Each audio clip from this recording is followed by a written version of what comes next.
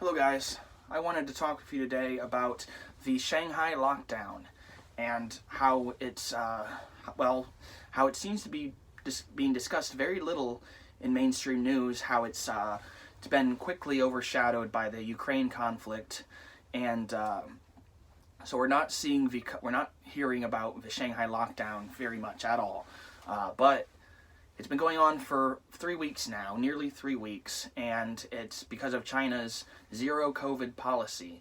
Their policy of they're not willing to live with COVID, despite the fact that most of the world is starting to live with COVID. China's zero-tolerance policy on COVID, and it appears to be backfiring dramatically. So, over the last couple of weeks, China has completely quarantined the city of Shanghai, which is China's financial center and home to 25 million residents at least. So that's a population of over 3 times the city of New York, and it's completely locked down. And I mean, so these doctors and police, they wear these white suits. They're being called the white terror, the white cultural revolution by the people in Shanghai. They've got drones going around the city saying, and this is of course not what they said, but the English translation of what they're saying is, control your soul's desire for freedom. That's what I guess the Mandarin equivalent of that is being drone broadcasted around the city of Shanghai. People are being confined into their homes, their apartments, by mass numbers. It's it's remarkable that they're able to pull this off, and yet they're facing they've faced protests which have been quickly silenced and scrubbed off of their social media and anywhere that talks about this kind of thing in China. So you had some protests of people in Shanghai who are just not taking it anymore. People hollering and shouting from their windows of their apartments when the drones are telling them to be quiet. So you got public disobedience here. You're seeing public unrest in China, in Shanghai, which is, I guess it clearly shows that they're struggling to manage this population of 25 million and keeping 25 million people in their homes. I mean, is it any surprise that this is an impossible task that is going to amass public backlash and protest in even the most authoritarian countries, which it has in the case of communist China and their efforts to silence and quarantine an entire city, which again is 3 times the size of New York. We're talking about 25 million people.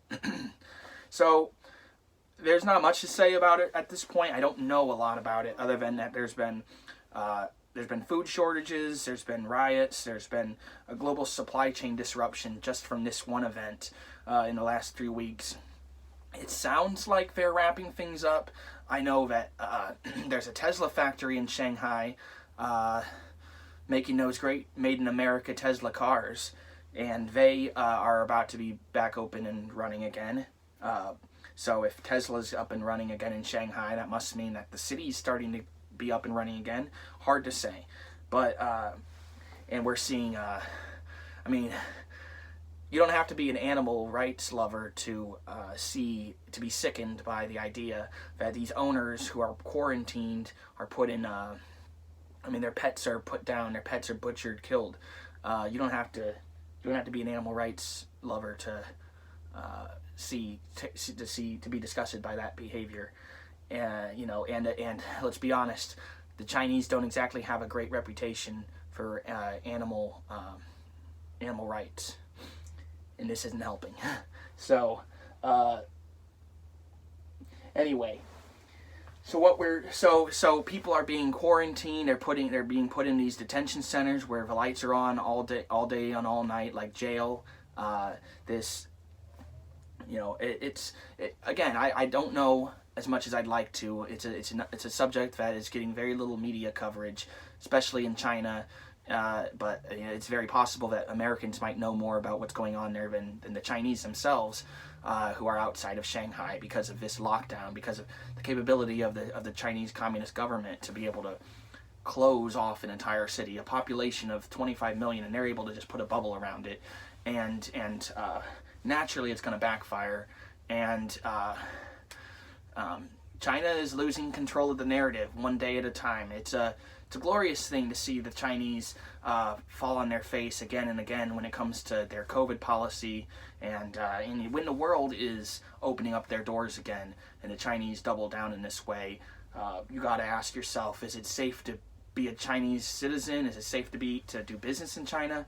What costs am I willing to pay to be on the good side of this authoritarian government? I mean, it's sickening to see see this kind of thing. And again, the media is not giving it its proper coverage. I know very little at this point.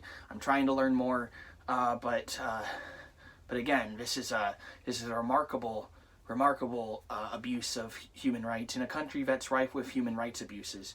So I will discuss this further once the lockdowns alleviate, which it sounds like they're going to, because they're at their breaking point here. So anyway, thank you guys.